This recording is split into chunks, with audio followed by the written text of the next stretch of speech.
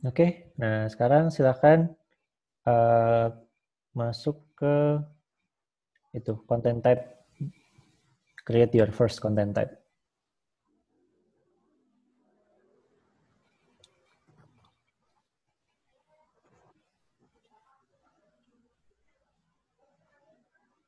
Mod ya, bisa ya, di situ juga bisa sih. Oke, nah habis itu ini bikin baru tuh kliknya di mana ya? Gak ada add-nya ya.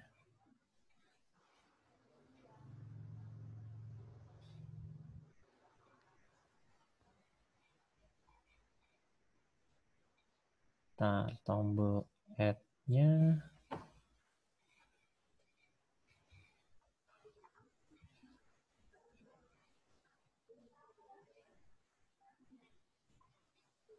harusnya bisa nambah baru sih.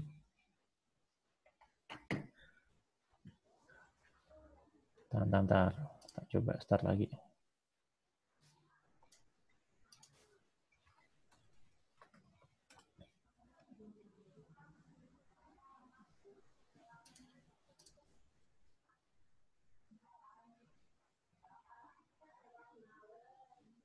Oh, kayaknya baru. Oh, harus di develop.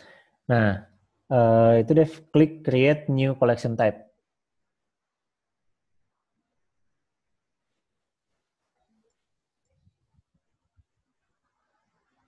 Oke. Nah, jadi di collection type ini kita bisa seolah-olah membuat salah satu table gitu ya.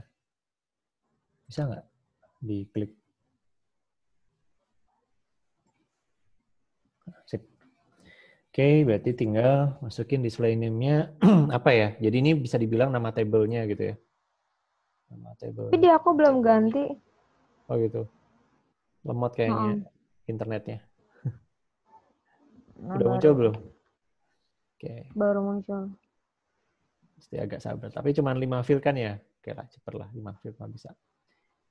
Apa enaknya? Yang bahasa Inggris. Close account reason deh. Close account reason. Coba pakai spasi bisa nggak? Bisa kayaknya. Close spasi account spasi reason. Pakai huruf kecil semua. Besar kecil aja. Ini soalnya display name. Display name buat kita, buat manusia berarti. Tapi aku nggak bisa ngetik. Oh gitu. Iya. Ya udahlah. Berarti mau nggak mau aku aja. Oke, jadi kita bikin satu content type atau satu table gitu ya. Plus account reason. Oke, lalu continue. Nah, berarti field pertama harusnya apa nih? Kan kita ada 5 field ya kalau nggak salah di Ya. situ. Email. Pertama email. Oh ya, Email nggak sih? ya email. Berarti email itu ini berarti. Ini email. Nah, ada email kan. Ini namanya email. Ini nama atribut soalnya. Dan settingnya required enggak ya? Karena kan bisa jadi dia kosong. Jadi requirednya enggak. Tapi kalau diisi berarti emailnya harus valid. Nah, terus kita bisa tambahkan field lainnya, apalagi fieldnya. Username. Nah, ini kita bisa nyontek ya. Dan berarti kan Slack ya. Slack, short text, dia ada judul sih, enggak ya. Oke, habis itu Slack. Terus habis itu apalagi? Apa ya?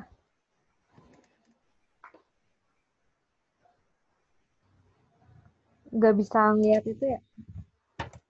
Iya, itunya belum kamu kirim.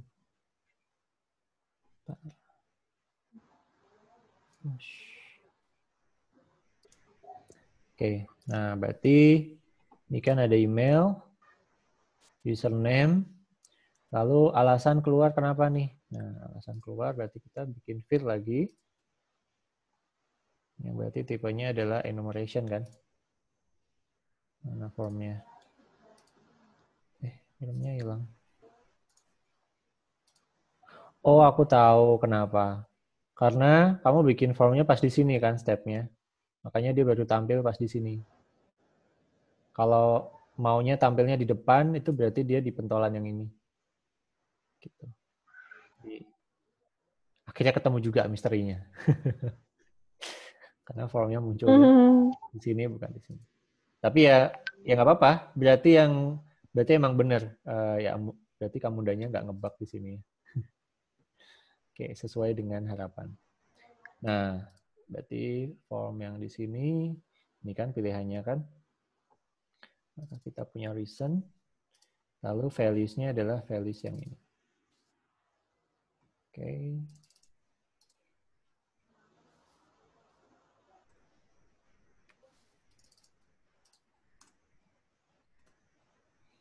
Oke.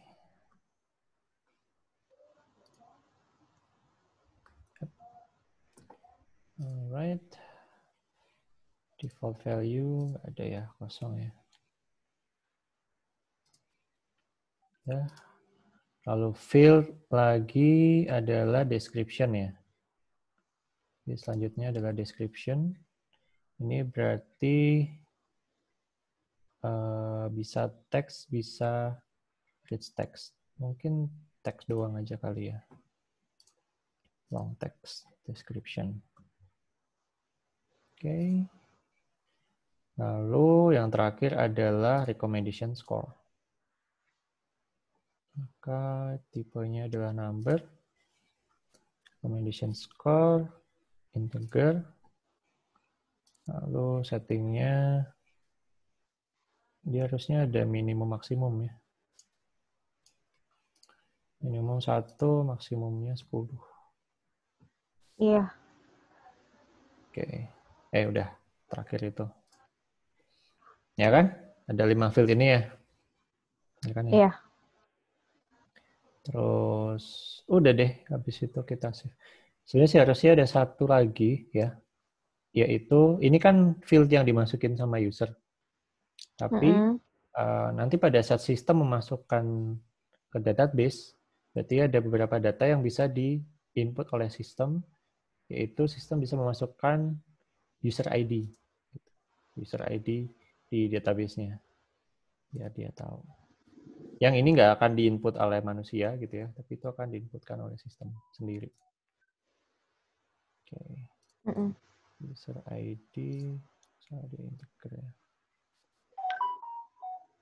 Oke, itu punya number. Ini mah udah selesai tadi. Oke, user ID input by system. Lain lagi, perlu lagi apa ya? Date kayaknya udah otomatis kali ya. Oke, kalau udah maka kita bisa save.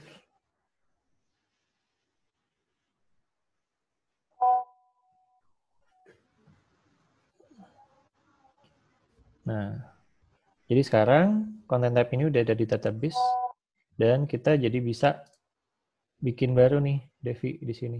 Nah, kita bisa menambah. Nah, jadi kita punya form kan di sini.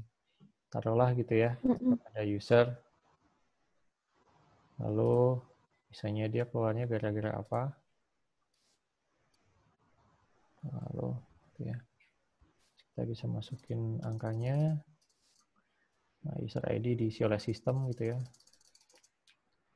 Oke. Nah, sehingga jadi punya database. Jadi idealnya ini sudah ada database-nya kan, sudah ada aplikasinya. Satu data, ya. Ya, yang dia bisa menyimpan data tadi gitu. Terus kita juga sudah punya proses gitu ya, yang bisa digunakan oleh customer support dan user untuk mengisi form. Ya nanti harusnya ada data yang akan di-save ke database yang tadi udah disiapin. Habis itu ada lagi sistem yang untuk menghapus akunnya. Apakah akunnya udah dihapus kayak gitu. Nah, tapi itu jadi masih perlu coding di masing-masingnya, tapi setidaknya beberapa elemennya udah siap gitu ya. Beberapa elemennya sudah siap. Jadi kalau datanya masuk, maka di admin gitu ya bisa login ke Serapi untuk melihat apa aja data yang ada. Dan karena dia juga disimpan di MariaDB, maka kalaupun nggak masuk langsung ke Strapi, juga nggak masalah gitu ya. Jadi Strapi-nya cuma digunakan untuk menyimpan dan jadi database, terus kalau mau lihat datanya apa, dan dia juga bisa digunakan untuk data-data yang lainnya. Kan siapa tahu marketing atau customer support butuh nyimpen data yang lain kan, bukan cuma close account doang, mungkin yang lain lagi apa-apa. Nah, Strapi yang sama bisa dipakai juga, nanti tinggal bikin tabel baru, gitu rencananya. Oke, sampai di sini ada pertanyaan dulu nggak?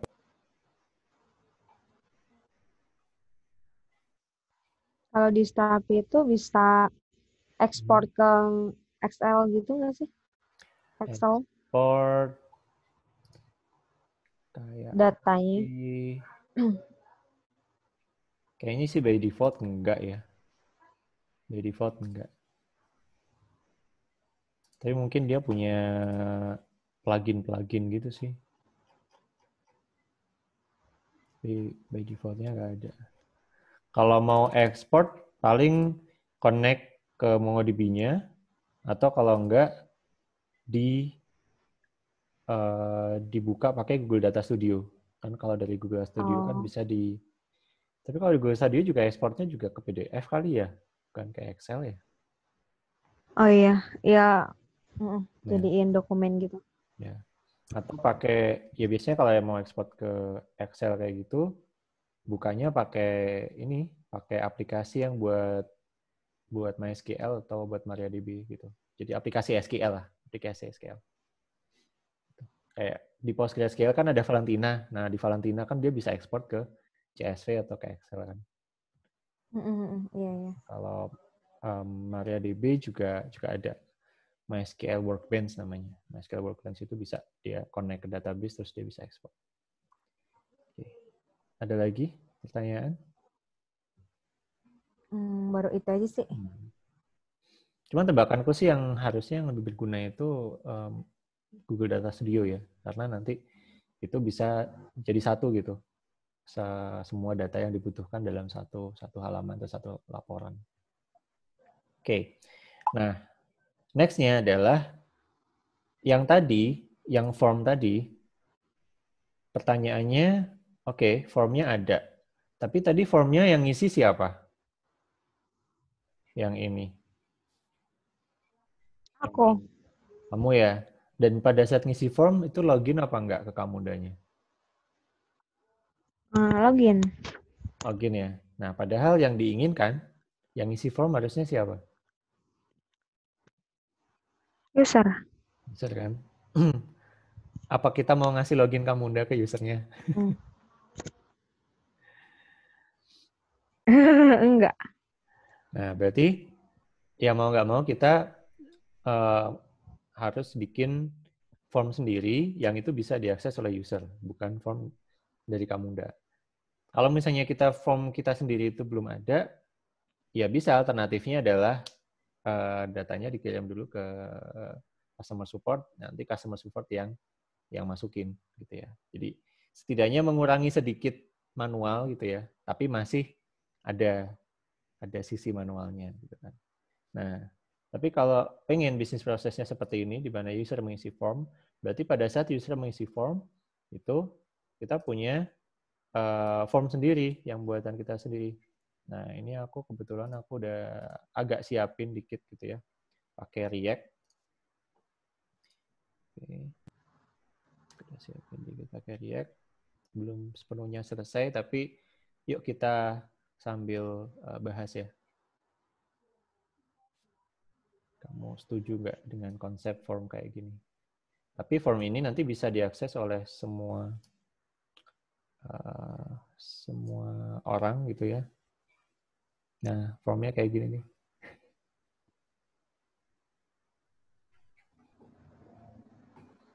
Muncul nggak?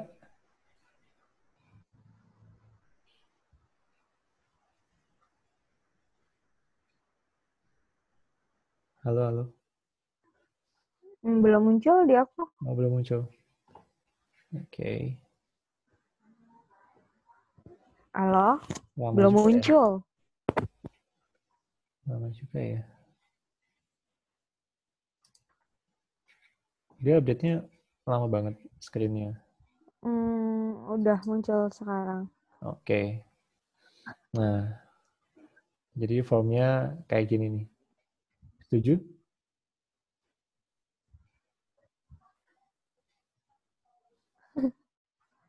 Hah? Gimana, setuju? Oh iya. Ini baru nginputin email sama password dia. Nah, Submit, terus kemana? Setelah makanya itu. ini lagi diganti. Jadi harusnya kan dia bukan inputin email sama password kan, tapi email terus username ya. Text username kan ya. Oke. Terus habis itu kita ada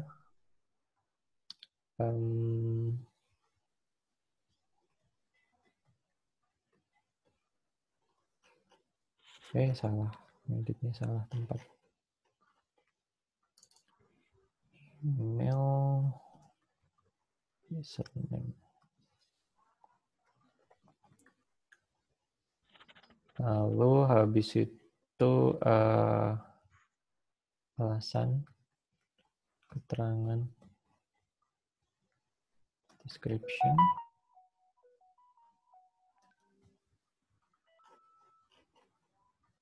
Oke.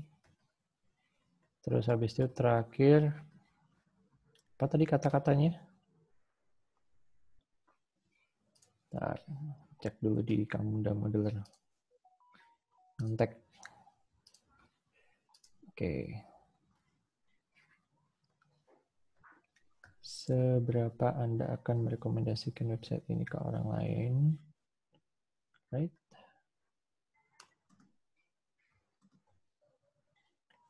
Ini adalah recommendations.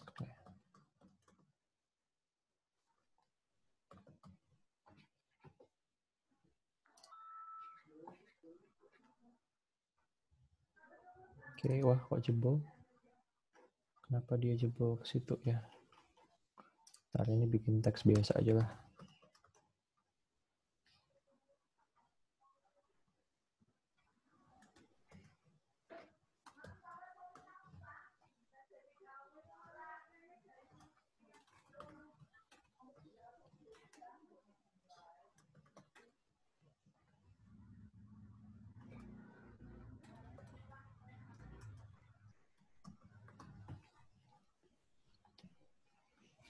Oke. Yep. Nah ini layoutnya masih belum pas tapi oke. Ntar aku nyontek dulu untuk formic material select ya. Jadi udah semua ya, tinggal satu ya yang pilihan. Yang pilihan Iya. mana dia? Nyontek. Tulisannya mana dia? Time picker.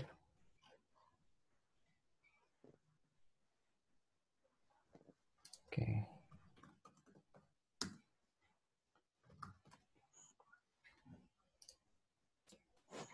Select apa radio ya enaknya ya? Radio aja kali ya biar bisa. Radio itu mana? Ini ya.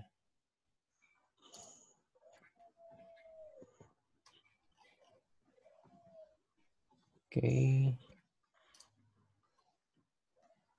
Sebelum ini berarti kan ya.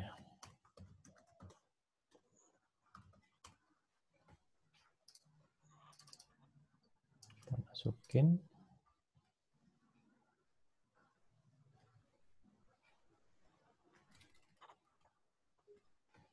Nah. Jadi yang di sini si React-nya cuman bertugas untuk nampilin form doang. Jadi begitu formnya udah diisi, disubmit, nanti tetap aja Camunda akan menjalankan simul ke database dan lain-lain. Tapi tetap aja untuk formnya ya kita bikin juga mau nggak mau. Karena kalau di Camunda formnya itu kan kegunanya buat internal ya. Maksudnya internal berarti Ya, buat team member atau buat karyawan. Nah, tapi kalau yang mengakses form itu adalah orang luar atau eksternal, ya nggak bisa gitu. Nggak bisa karena mereka harus jadinya kayak dikasih login. Lagian UI-nya Camunda kan kalau buat orang luar juga nggak ya. Kalau buat internal friendly. bisa lah di training lah, tapi kalau buat orang luar masa mereka harus ngisi form di Camunda kan aneh juga. So, oke, kita coba apakah dia bisa di sini.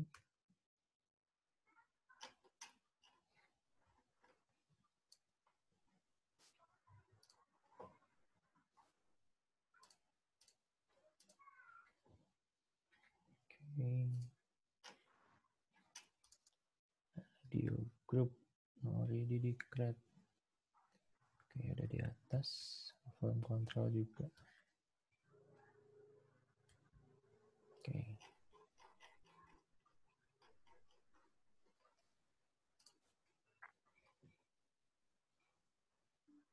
Oke, apa yang kurang nih? Cannot find name value. Oke.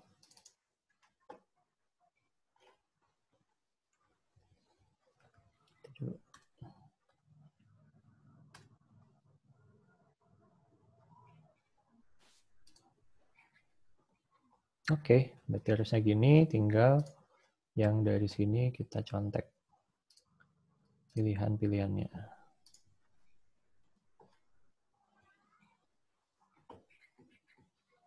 Kan berarti ini jadinya recent. Value-nya ini.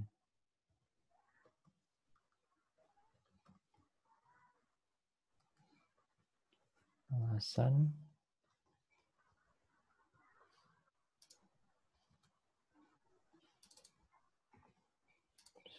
Using.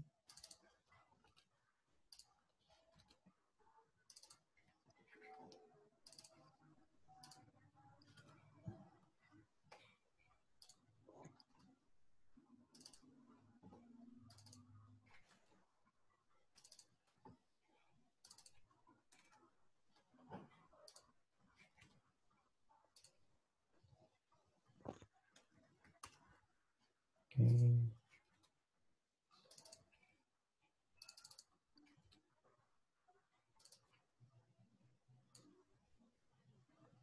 Terus terakhir order.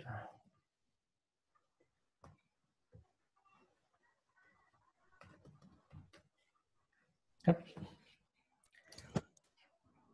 Alright. Yeay, jadi deh fieldnya. Jadi formnya cuman belum bisa diklik. Oke. Ini kok required sih emailnya? Emailnya harusnya nggak required.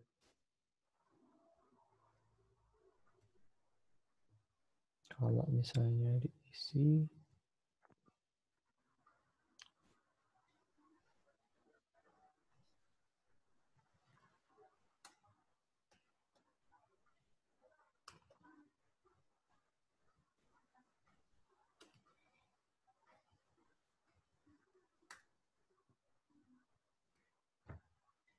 Oke. Bukan email password, email slug.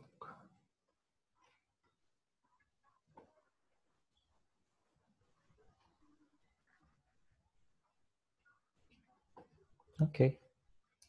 Coba. Yeay. Cuman gitu doang. Tapi bisa nggak sih sebenarnya kita mencoba untuk beneran mengirim ini gitu ya.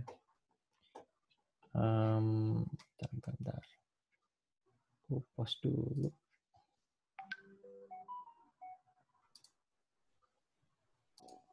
Nah, ini coba aja diisi dulu. Oke. Cuman untuk memastikan bahwa form ini berfungsi. Nah, ini berfungsi ya. Email Slack, description, recommendation score. Oh, reason-nya belum muncul ya. Reason-nya masih belum muncul. Alright.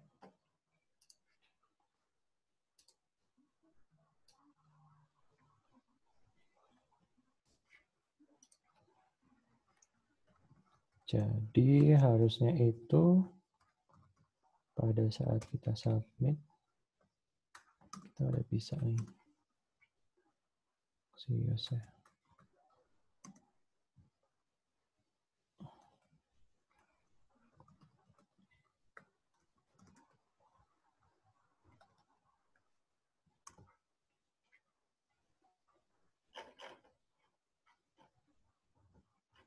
Tadi oke. Axios.put post ya. Post ke sini. Lalu prosesnya adalah proses ini.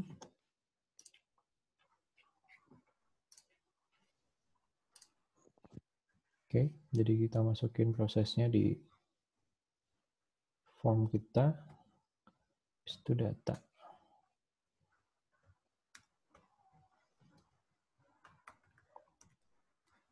Oh, kita punya headers.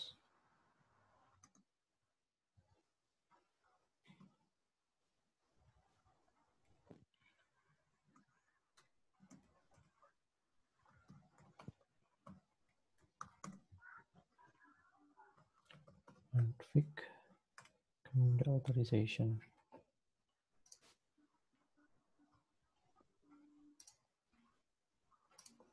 Lalu data variables adalah values yang tadi.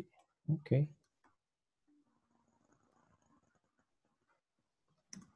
Terus kita lihat deh apakah berhasil atau tidak ini mah. Oke. Ini error gimananya ya? Oke.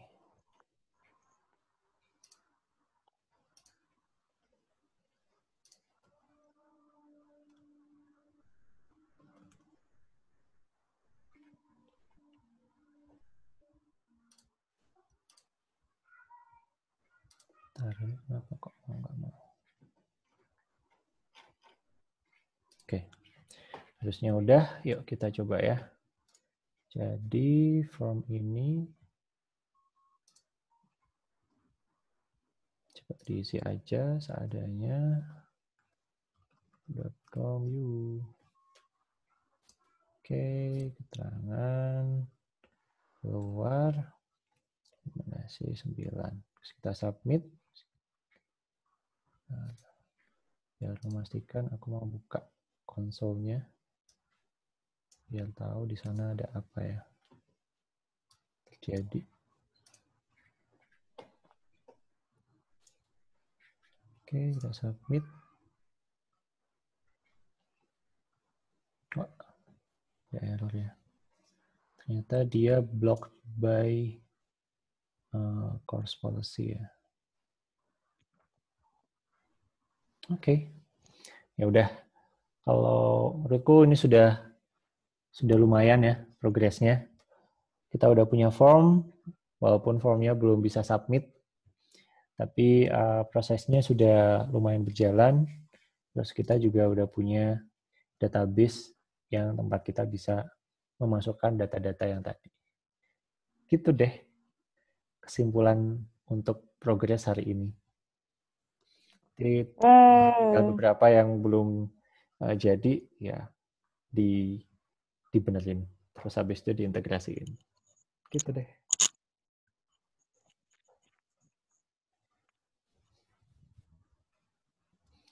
Oke, berarti next step-nya nanti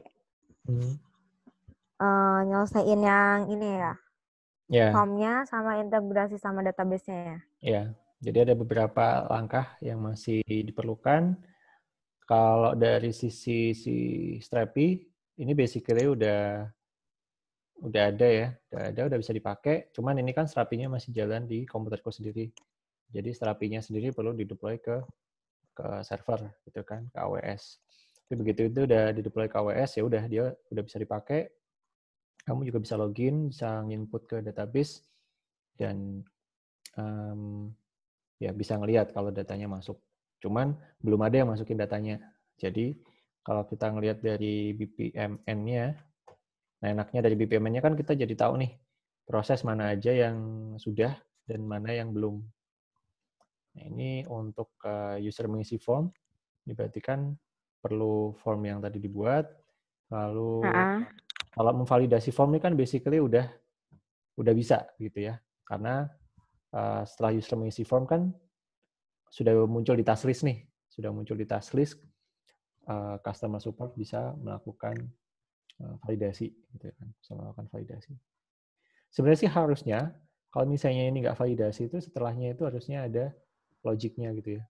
Jadi kalau reject atau accept itu beda jalur. Tapi oke lah, itu bisa untuk revisi BPMN yang selanjutnya.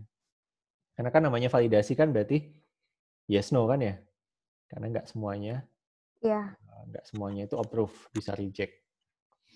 Nah, ini tambahkan data juga sebagian sudah, maksudnya strapinya udah ada, field-fieldnya udah dibuatin, cuman belum ada integrasi dari Camunda ke Strapi database tadi. Yang itu harusnya sih nggak terlalu susah kalau buat developer ya, karena itu tinggal manggil REST API. Biasanya sih integrasinya bukan susah, yang susah itu kalau misalnya ada error atau bug, baru bingung ini errornya di mana. Tapi kalau udah ketahuan gitu ya, itu gampang banget. Contohnya tadi, ini ternyata bugnya cuma di sini doang. Nyarinya lama banget, ternyata cuma centang executable doang. Waduh, terlaluan banget. Jadi solusinya gampang, tapi nyari masalahnya di mana itu yang biasanya agak lama. Habis itu sistem untuk penghapus akun, nah ini juga cukup major. Tapi kalaupun ini belum bisa otomatis, sebenarnya kan ini bisa manual ya. Karena kan sebenarnya sistem untuk mendelete itu udah ada, cuman belum terintegrasi. Gitu. Oh iya ya. Kalau notifikasi ini sebenarnya udah ada sudah ada prosesnya yang memang sekarang udah digunakan untuk buat di Lovia Chat. Jadi ini sebenarnya sudah jadi, tinggal dikonfigurasi aja sama kamu. Mungkin nanti di sesi selanjutnya kalau yang proses-proses sebelumnya ini, nanti ada 3 ya PR-nya, itu udah beres. Gitu deh. Oke. Ada pertanyaan so far? Belum ada sih. Oke, ya udah kalau gitu terima kasih sekali Kak Devi dan silahkan meetingnya ditutup. Ya, terima kasih. Semoga langkah-langkah kita buat BPMN dan form tadi bisa bermanfaat. Next videonya nanti ditunggu lagi. Mungkin sekian. Wassalamualaikum warahmatullahi wabarakatuh. Waalaikumsalam warahmatullahi wabarakatuh.